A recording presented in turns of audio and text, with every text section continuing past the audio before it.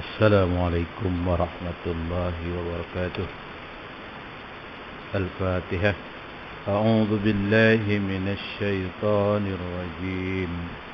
بسم الله الرحمن الرحيم.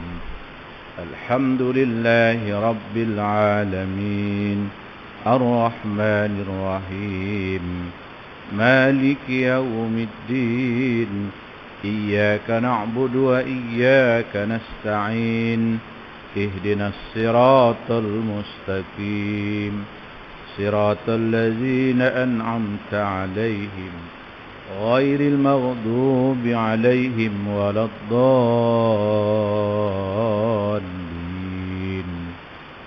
آمين. الحمد لله رب العالمين وبه نستعين على أمور الدنيا والدين والصلاة والسلام على أشرف الأنبياء والمرسلين وعلى آله وصحبه أجمعين. اللهم فقهنا في الدين وعلمنا تأويل. وقال الله سبحانه وتعالى في سورة نوح أعوذ بالله من الشيطان الرجيم وقال نوح رب لا تذر على الأرض من الكافرين ديارا إنك إن تذرهم يضلوا عبادك ولا يليدوا إلا فاجرا كفارا. Dan Nabi Nuh merayu dengan berkata, wahai Tuhanku, janganlah engkau biarkan seseorang daripada orang-orang kafir itu hidup di atas muka bumi. Kerana sesungguhnya jika engkau biarkan mereka hidup, niscaya mereka akan menyesatkan hamba-hambamu, dan mereka tidak akan melahirkan anak-anak melainkan yang berbuat dosa lagi kufur engkar. Wa qala al-muallif rahimahullahu taala wa nafa'ana bi ulumihi fid dharain amin ya rabbal alamin. Tuan-tuan muslimin, muslimat kuliah subuh yang dirahmati Allah Subhanahu wa taala. Puji syukur kehadirat Allah Ta'ala dengan rahmat dan kurnia-Nya dipanjangkan umur, disihatkan tubuh badan dan dianugerahkan kita nikmat Islam dan iman. Pada pagi ini insya-Allah kita sambung muka surat 191.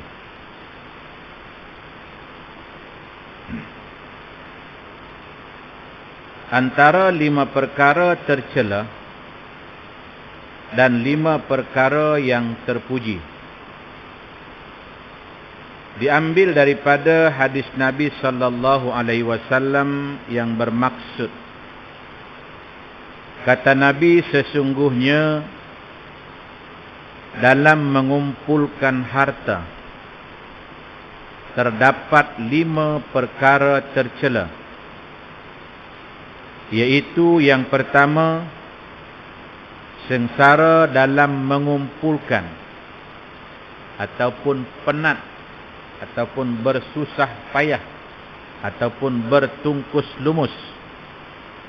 Ini di antara perkara yang tercela. Ada di kalangan manusia dengan sebab mencari harta sampai meninggalkan sembahyang. Ada di kalangan manusia mencari harta sampai memfitnah ataupun menjatuhkan seseorang. Tuan-tuan muslimin yang dirahmati Allah, kadang-kadang di kalangan, kalau saya katakan perompak ataupun penyamun ataupun perasuah ataupun penyangak, kadang-kadang di kalangan penyangak ni pun, walaupun dua-dua penyangak, tapi ada juga kedengkian di kalangan mereka. Contoh, ada 3 orang jenis kaki rasuah, contoh gitulah. Katalah 3-4 orang jenis kaki rasuah. 3 ni jahat. Cuma kadang-kadang di antara yang 3 ni, ada salah satunya dengki kepada seseorang tu, ambil lebih. Jadi dia bongkarlah rahsia. Akhirnya kawan itulah yang kedapatan ataupun yang didapati rasuah. Yang dia pun perasuah juga. Cuma dia pandai. Okey. Kalau tuan-tuan ingat apa yang berlaku, kalau salah tolong betulkan. Cuma saya confuse di zaman Nabi Musa kalau saya tak salah. Ketika Nabi Musa jumpa 3 orang perompak. 3 perompak ni adalah kawan karib ni. Kan? Itu kalau tuan-tuan tengok cerita Piramli lepas siapa nama tu? Yang kira satu engkau, satu dia, aku, satu. Berapa jam nak kira? Barang yang dirompak pun nak juga. Konon-kononnya nak keadilan. Jadi Nabi Musa rasa, macam mana jadi boleh berlaku macam ni? Pasal Nabi Musa berjumpa harta hasil rompakan berselerak ataupun ada pada ketiga-tiganya. Seorang mati kena bunuh, dan 2 orang lagi ni mati dalam keadaan berbuih mulutnya. Kan? Pelik kan? Dan harta rampasan atau harta yang dirompak tersebut tak luak pun. Tu ada berkumpul kat situ. Nampak tak tuan-tuan? Nah, ni golongan manusia yang mencari harta ni. Akhirnya Nabi Musa berdoa kepada Allah Subhanahu Wa Taala. Lalu Allah mengilhamkan kepada Nabi Musa tentang perjalanan kisah ataupun cerita tersebut. Rupa-rupanya 3 orang ni tadi lepas berjaya dia orang merompak, kan? Jadi sebelum nak kira duit tu, nak bahagi harta rompakan tersebut, akhirnya dia orang bincang. Dia kata kita ni perut lapar ni. Kalau habis kira duit ni sat lagi, pukul berapa baru habis? Lah ni macam ni lah dia kata. Sebelum kita kira duit ni, apa kata salah seorang daripada kita pergi beli nasi biryani dulu. Contoh gitulah. Dia nak beli nasi biryani dulu. Kan? Siapa nak pergi? Akhirnya buatlah undi. Undi dapatlah kalau salah seorang tu dia pergi lah. Okey. Tuan-tuan yang dirahmati Allah Ta'ala, bila dia pergi, yang 2 orang yang tinggal ni tadi merancang, mana kita nak buat ni? Kalau dia balik sat lagi, kan? Kita bagi 3 harta ni. Contoh kalau 3 juta, kita dapat 1 juta seorang. Apa kata dia balik sat lagi, kita cekik, kita katuk dia, kita bunuh dia. Bila dia mati, kita bagi 2 je lah, dapat 1,5 juta seorang. Tengok, dia punya otak manusia tamak nak dapatkan harta. Dalam masa yang sama, orang yang pergi beli nasi tu pun terfikir juga, kalau aku balik sat lagi, bagi 3, dapat 1 juta seorang. Kalau aku bunuh 2 tu, aku dapat 3 juta. Nampak? Dia punya otak tu main dengan harta ni. Akhirnya dia beli nasi 3 bungkus, 2 bungkus dibubuhnya racun, yang 1 bungkusnya bagi elok. Nampak tak? Bila sampai kat situ, sebelum kira harta, kan? Sebelum kira harta tadi, kan? Yang salah seorang daripada yang 2 tu bangun-bangun, kata orang tu dari belakang, mati. Okey, settle, jom makan. Makan 2 tu, habis-habis makan 2 tergolek. Macam apa? Nasi tadi ada racun. Akhirnya siapa pun tak dapat. Nampak tak? Inilah di antara, kata Nabi sallallahu alaihi wasallam, kan, di antara sifat yang tercela di kalangan manusia ketika mencari harta. Sebab itu Allah sebut dalam penghujung ataupun ayat yang kedua terakhir daripada surah Al-Munafiqun, Allah Subhanahu wa taala menyebut, ya ayyuhalladzina amanu la tulhikum amwalukum. Wahai orang-orang yang beriman, kata Allah, jangan sampai mencelakakan kamu, jangan sampai membinasakan kamu. Apa yang pertama? Kata Allah, amwalukum, harta kamu. Kadang-kadang cara nak dapatkan duit tu halal, tapi ketika dapat duit tersebut, dia jadi kelain. Kadang-kadang daripada awal lagi nak dapatkan harta tu pun dah haram, ataupun meninggalkan. Contoh yang saya katakan tadi, tuan-tuan muslimin yang dirahmati Allah Subhanahu wa taala. Sebab itu sesiapa di kalangan kita, ataupun kaum keluarga kita yang terlibat, pertama peniaga, yang kedua kalau bekerja badan beruniform, dua golongan ini cukup terdedah untuk melakukan maksiat kepada Allah. Okey. Golongan yang peniaga ni, contoh yang paling masyhur kalau di zaman Rasulullah, Sa'labah. Pada peringkat awal dia adalah orang yang taat. Tapi bila dia ada modal seekor kambing, maknanya dia menceburkan diri dalam macam bisnes lah tu. Dia bela kambing. Seekor dua, okey lagi. Bila dah banyak, peringkat awalnya mula-mula sudah mula menjauh dengan Rasulullah. Lambat, tak dapat takbiratul ihram, tak dapat satu rakaat. Akhirnya zuhur tak dapat berjemaah dengan Rasulullah. Akhirnya ruyubul ruyub. Pasal apa?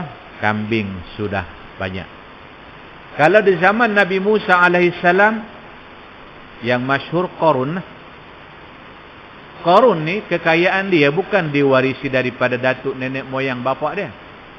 Memang dia orang susah. Dan dia pada awalnya orang baik. Dok Kamsing tu sebab sepupu Nabi Musa. Ayah Nabi Musa dengan ayah Qarun dua beradik, sepupu. Sampai Allah rakam dalam surah Al-Qasas, inna Qaruna kana min qaumi Musa fabagha alaihim wa atainahu minal kunuzi ma inna mafatihahu latanu bil usbati ulil quwah. Inna mafatihahu, gambaran betapa banyaknya harta Qarun. Allah kata inna mafatihahu, sesungguhnya anak kunci gudang Qarun itu latanu bil usbati ulil quwah, berat ditanggung oleh orang yang boleh menanggung barang yang banyak. Bayang, anak kunci dia tu, kalau contoh orang yang kuat tanggung barang ni, itulah yang sukan WWF tu. Kawan lawan dia tu 160 kg, dia boleh angkat dua tangan, dia humban keluar ring tu. Tuan-tuan boleh bayang tak? Kalau anak kunci beratnya 200 kg, agak-agak berapa pintu dia punya kedai. Walaupun pada awalnya dia adalah seorang kais pagi makan pagi, kais petang makan petang. Tapi bila dia dah kaya, jauh dengan hamba Allah yang soleh, itulah Nabi Allah Musa. Begitu juga Sa'labah, bila banyak kambingnya, dia jauh daripada Rasulullah SAW. Tuan-tuan ada jumpa tak kawan-kawan kita, lepas dia menceburkan diri dalam bisnes dia dah ni apa semua, sampai pada peringkat dapat gelaran datuk, agak-agak ada solat berjamaah lagi tak? Ataupun dia dah menghilangkan diri, tak nampak dah solat berjamaah?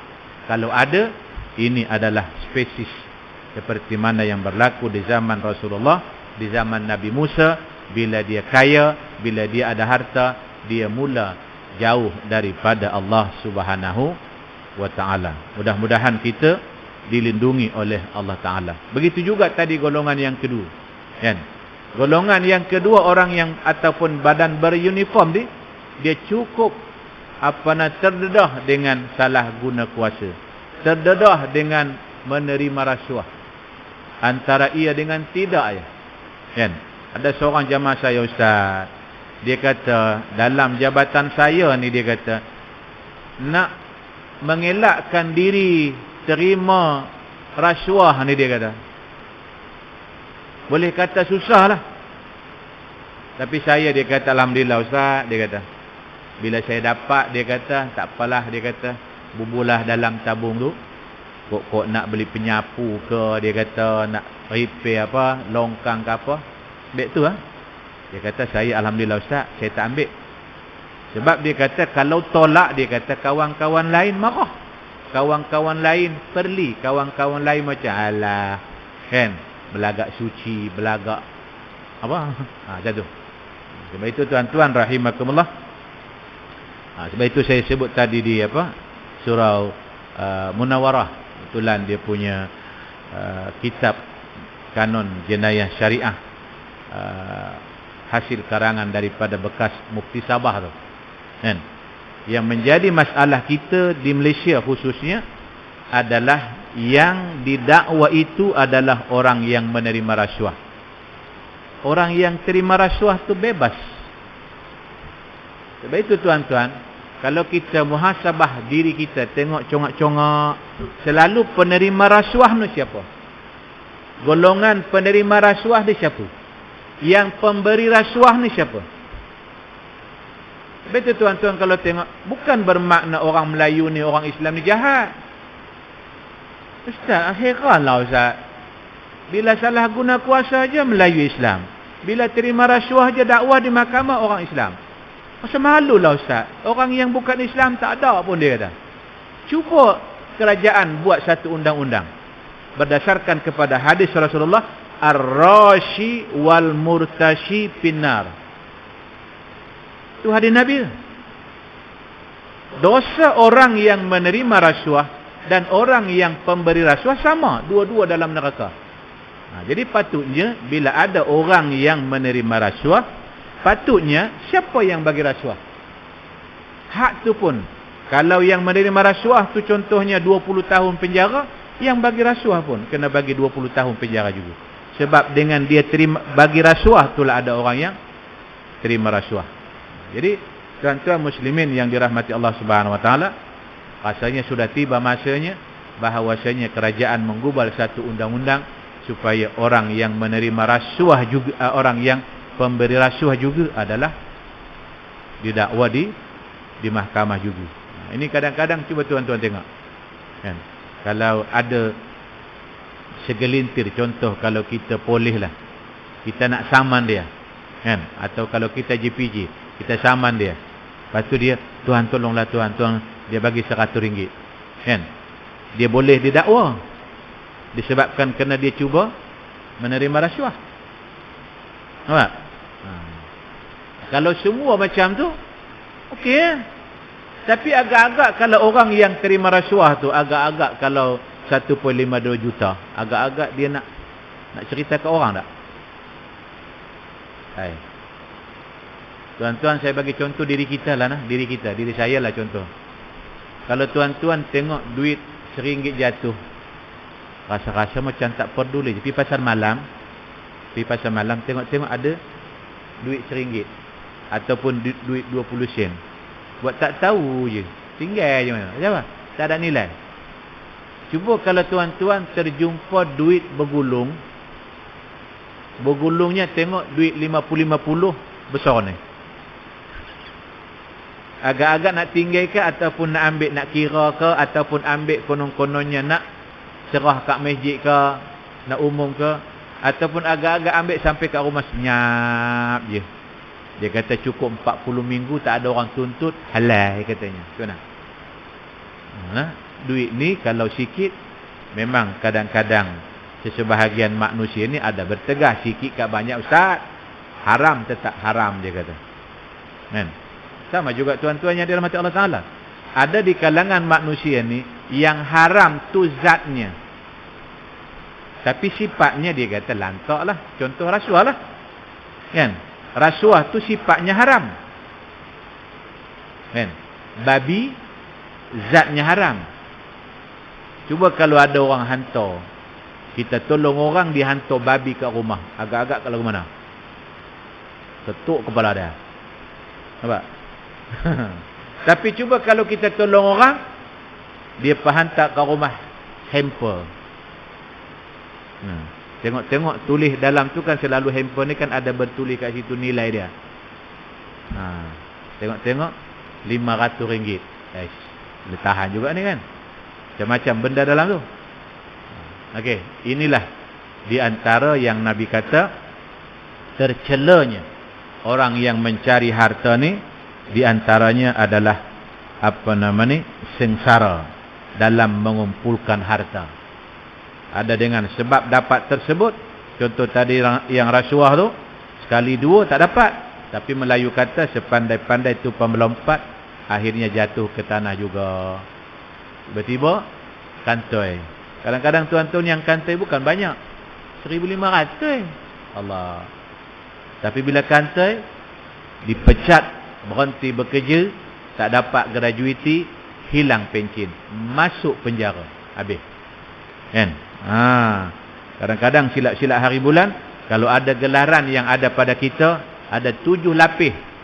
Negeri tu, negeri ni, negeri tu, negeri ni. Bila kita duduk dalam lokap penjara, negeri tu sultan tu tarik, sultan tu tarik, sultan tu tarik. Apa anugerah pun tak ada. Gara-gara 1,500. Ini di antara yang Nabi sebut sengsara dalam mengumpulkan harta. Yang kedua, terlupa mengingati Allah dalam mengelola harta. Kan? Bila kita dah kaya, nak menguruskan harta tersebut, kadang-kadang sampai lupa. Dengan harta yang kita banyak, rupa-rupanya kita dah wajib zakat dah, tapi tak pernah tunaikan zakatnya. Itu juga kemungkinan akan berlaku. Yang ketiga, khawatir perompakan dan pencurian. Cuba tuan-tuan tengok kalau orang yang miskin, rumah kayu, keliling rumah tu rumput dah. Rumput, pokok-pokok, pokok rambutan, pokok durian, mana ada pagar apa. Kan? Tapi cuba tuan-tuan tengok bila rumah orang tu nilai dia contohnya apa? 10 juta nilai punya rumah. Tuan-tuan, pagar dia sahaja pun kadang-kadang dekat 1 juta. Buat pagar tu dekat 1 juta. Pasal apa? Nak melindungi rumah yang 6 juta. Tak cukup dengan pagar, pasang CCTV depan, belakang, kiri, kanan, dalam rumah ada CCTV. Canggih punya CCTV, walaupun dia tak ada kat rumah, dia duduk Kuala Lumpur, dia duduk Singapura, dia tengok dalam handphone je. Kan? Apa yang berlaku di rumah dia. Kadang-kadang pun tak percaya juga. Takut salah lagi elektrik tak ada ke apa, kena sambar petir ke, bubuh pondok gad. Upah pula orang 1,000 sebulan atau 1,500 sebulan. Kalau 2 orang 3,000 sebulan. Pasal apa? Takut harta kena rompak.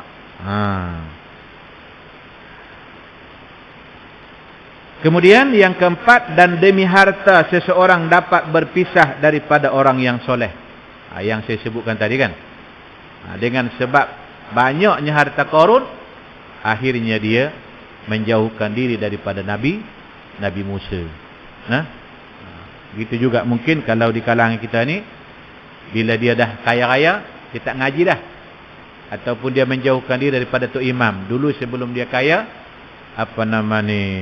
selalu solat berjamaah di belakang imam. Tapi bila dia dah kaya, jangankan belakang imam, dalam masjid pun dah tak ada. Macam apa? Mesyuarat sana, mesyuarat sini, pergi negeri sana, pergi negeri sini. Sibuk dengan harta, sembahyang pun dah lupa. Sementara dalam pembelanjaan harta pada kebaikan terdapat 5 perkara terpuji. Sementara dalam pembelanjaan harta pada kebaikan terdapat 5 perkara terpuji. Okey. Satu lagi yang viral hari ini, tuan-tuan yang dirahmati Allah, ada yang positif, ada yang negatif. Bila viral baru ni, DDNK bersama isteri barunya sedang bercuti di atas kapal tengah laut. Macam-macam komen netizen ni. Kan? Kalau tuan-tuan tak kenal siapa orangnya, tu yang glamour dengan iklan, biar tak handsome tak apa, asalkan kaya. Lepas tu bini muda dia tu menangis. Pasal apa? Pasal orang cakap biar tak lawa tak apa, asalkan manja. Menangis teriak kawan tu. Kan? Jadi sedih jugalah bininya. Selepas 20 tahun mengharungi kehidupan, akhirnya berpisah juga. Dia kata suka duka dulu masa susah. Nah, memang tuan-tuan, saya mengaku pada adik saya ni, memang kebanyakan lelaki ni, kalau dia kaya, dia nampak dua benda. Tuan-tuan tengok kawan-kawan kita. Manusia ni, ustaz kata ustaz ke, kan? Siapa pun orang ni, yang namanya lelaki, bila berubah kehidupan dia kaya, dia nampak dua. Saya tahu apa dah? Kereta mewah. Kalau ada duit, tak nampak Proton, Alza, Exia, tak nampak tu. Yang nampak apa dah? Porsche, Belfire, kan? Lamborghini. Paling tidak pun apa nama ni? Harrier yang terbaharu tu kan? Mata saya ni, setiap kali pergi kuliah ke masjid lama, setiap kali kuliah pergi masjid Kampung Boyan dan juga masjid Aulong, mesti tertengok ke arah kanan. Hala balik mesti tertengok ke arah kiri. Tuan-tuan perasan tak lampu trafik tu? Oi, lawa-lawa. Hak tu jenis kereta apa tu? Paling tidak suku juta, kan? Paling tidak 350. Kan? Tu dia punya kereta. Lawa-lawa. Tapi tengok je lah. Tapi rasa-rasa kalau gaji aku 30,000 sebulan, aku rasa aku singgah tu. Tengok. Ni lelaki gitu. Bila dia ada duit, kaya, yang paling nampak dia nampak apa dah? Kereta. Yang kedua, tukar orang rumah. Bukan tukar rumah. Tukar rumah tak apa, orang rumah kita setuju. Kan? Tukar rumah tak apa. Kan? Rumah yang ada tu kita buat homestay, kita belik lagi rumah satu. Tukar rumah kita, setuju je. Cuba tukar orang rumah. Agak-agak orang rumah kita setuju tak? Mula habis semua. Dengan anak-anak habis semua berantakan. Okey. Tapi kalau ada orang tu dapat harta dengan yang baik, kemudian dia menggunakan harta juga dengan yang baik, tolong anak yatim, sedekah, bagi zakat dan sebagainya, kata Nabi terdapat 5 kebaikan. Ataupun 5 sifat terpuji. Yang kedua, kesenggangan diri daripada kesibukan mencarinya. Orang yang suka menderma, suka tolong orang, kita tengok happy je. Kadang-kadang kita pula tak duduk dalam masjid tiap-tiap waktu solat berjamaah. Yang dia ni, kita pun duk heran, dia ni kaya. Masa bila dia berniaga? Nampak? Tak ada pun kok takut kena rompak ke, takut kena curi ke. Tak ada. Nampak dia tenang, ibadah dia. Contoh siapa dia? Abdul Rahman bin Auf. Osman ibnu Affan. Kalau kita bisnes macam tu, kan? Mana ada di atas muka bumi ini orang yang orangnya dah meninggal, dia punya akaun dia masih aktif? Tak ada. Kan? Abdul Rahman seorang je. Abdul Rahman ke Osman? Osman. Osman ibnu Affan seorang je. Yang dia panggil apa? Bi'ru Usman. Yang telaga Usman. Sampailah akaun dia duk guna. Dan dengan hasil pergi itu jugalah ada berapa ribu hektar kelapa sawit. Bangunan-bangunan dia. Harta yang ada tinggal hari ini bukan pelan kurang, pelan bertambah. Contoh kalau dia waktu meninggal dulu kedai contohnya 100 pintu, lah ni bukan 100 pintu dah. Pasal apa? Pasal dia orang yang tenang mencari harta. Okey. Abdul Rahman bin Auf. Kalau saya tak mampu nak buat. Hanya tertinggal takbiratul ihram solat berjamaah dengan Rasulullah. Dia pi derma harta, ataupun kalau saya boleh terjemah kepada kontainer lah. Kontainer yang bawa barang baru sampai tu, dia pi sedekah semua. Tu Abdul Rahman punya perangai. Dia baru tinggal takbiratul ihram je. Kita tinggal tak pi masjid pun relax, tak ada rasa bersalah. Tu jauh je beza antara diri kita dengan Uthman ibn Affan, Abdul Rahman bin Auf. Okey. Yang kedua, kerana tidak mengelola harta. Dia tak sibuk dengan harta yang ada tu, dia tak sibuk. Yang ketiga, banyak kesempatan untuk mengerti Allah.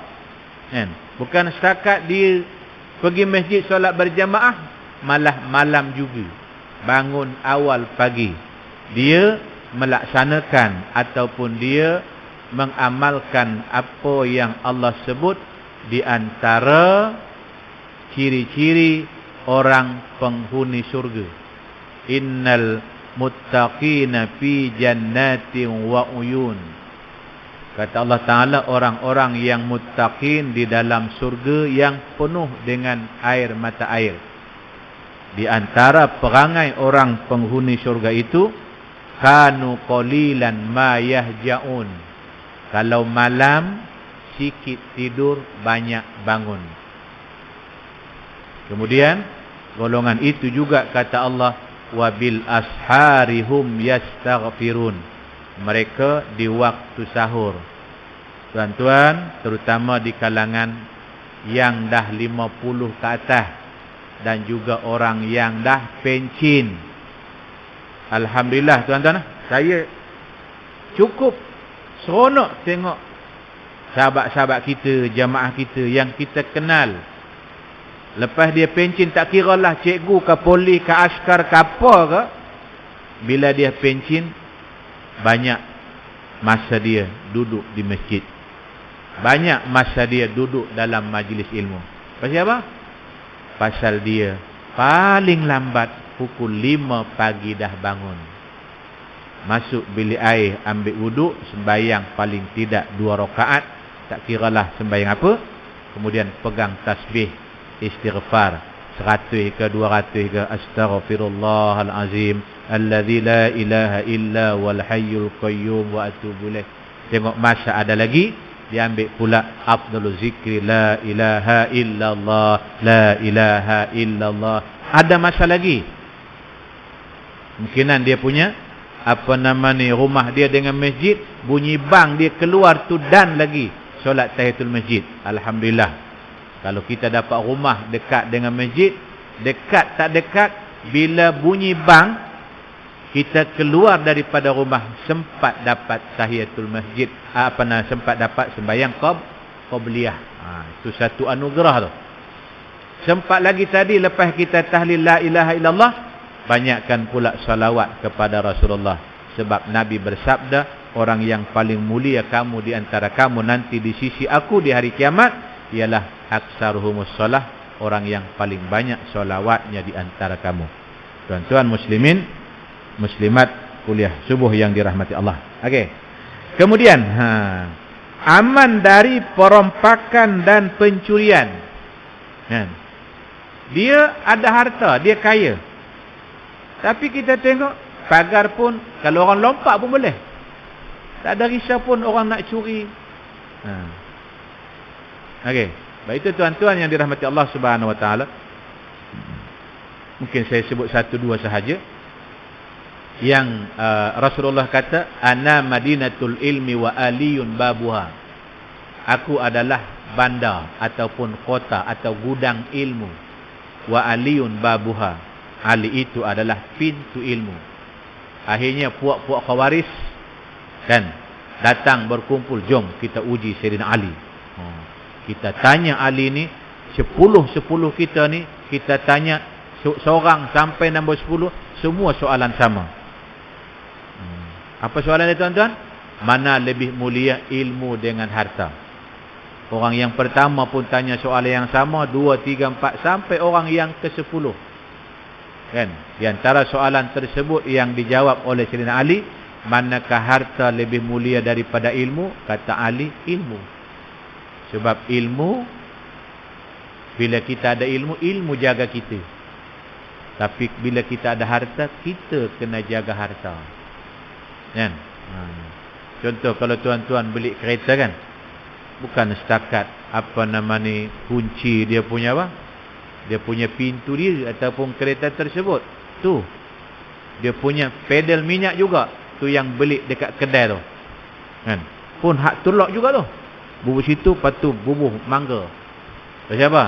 Bila nanti kalau dia dapat curi kereta tu pun boleh hidup kereta tersebut, tapi dia tak boleh tekan minyak kan, pedal minyak tu dia lock, tak boleh bergerak. Pasal apa?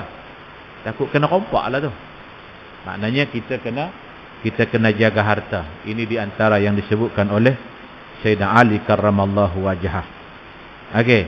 Yang kelima, berusaha mencari sifat kemuliaan bagi dirinya.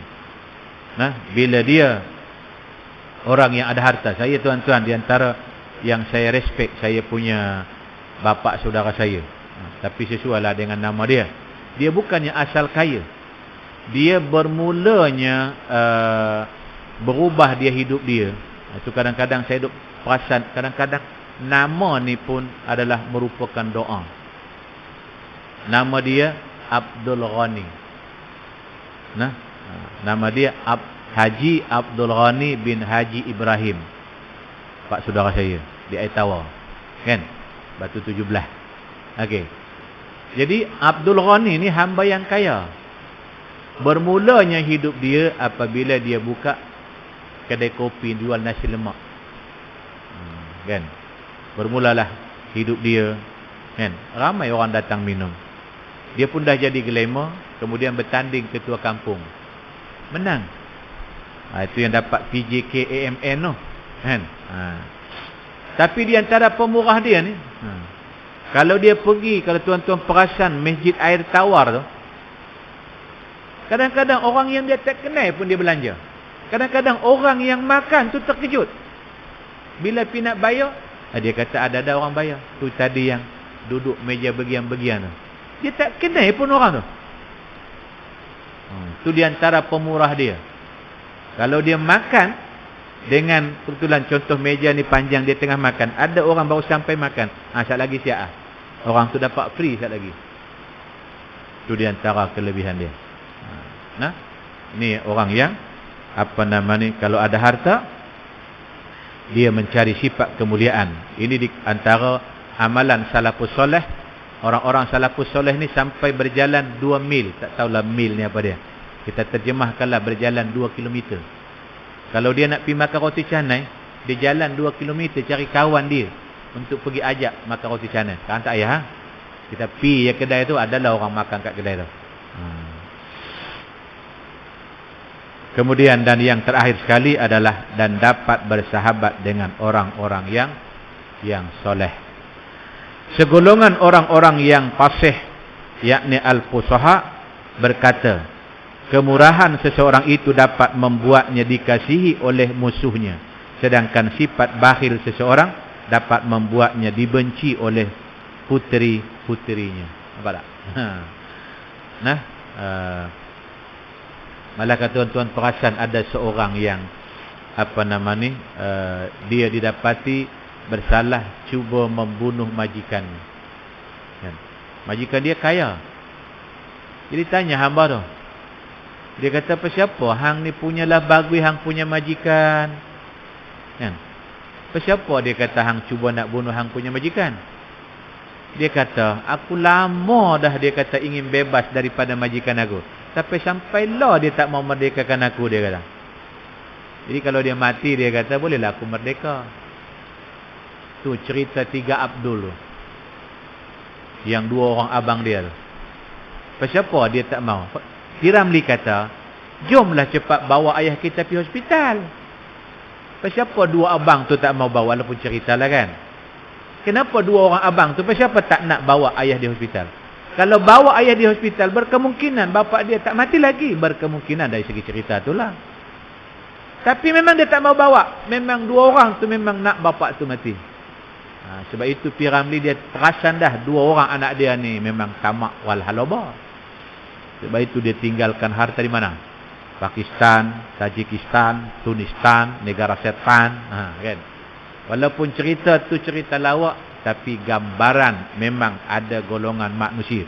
Tuan-tuan pernah dengar kisah dulu, berapa tahun dulu ada keluar dalam surat khabar, kan?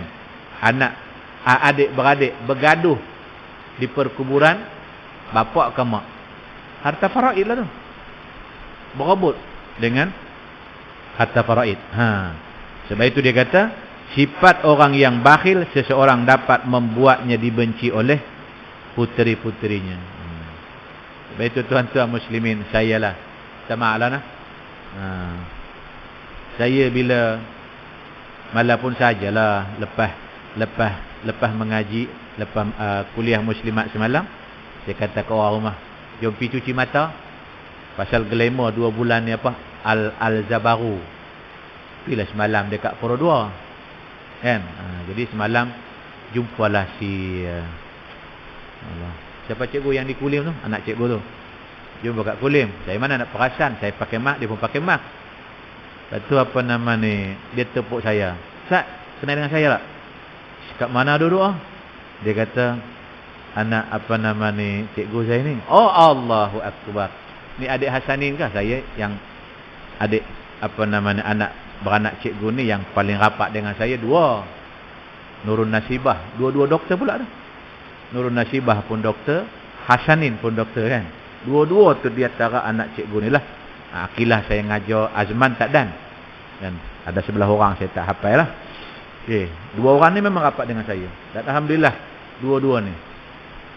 Okey, tuan-tuan lah. Saya tak pernah cerita-cerita ni. Dan saya bukan nak cerita dengan sebab ayahnya di sini, orangnya pun ada di sini, tidak. Ni cerita pengalaman saya ni. Saya ajar 2 orang ni. Saya ajar 2 orang ni daripada saya ajar darjah 4, darjah 5. Saya nampak dah bahawa 2 orang ni akan menjadi manusia yang berguna. Nampak dia punya gelagak tu. Okey. Nurun Nasibah. Nurun Nasibah ni, dia punya silibus UPKK ni, dia sampai amma yatasaalun, sampai kepada qul a'udzu birabbin nas. Tu je.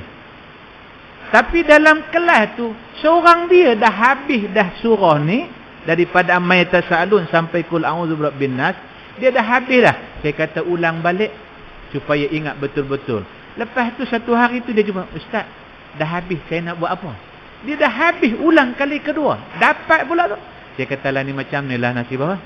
Kamu cuba hafal pula yang awal daripada suratul Baqarah Alif Lam Mim. Tengoklah seberapa yang dapat. Nampak? Tu dia punya kecerdikan dia. Begitu juga Hasanin. Hasanin ni saya ajar dia daripada darjah 2, darjah 3. Saya tengok dia punya IQ dia mula nampak hasilnya bila dia mula darjah 4. Bila darjah 4 tu tengok dia punya, orang kata apa? Dia bukan macam ni. Dia jadi macam ni.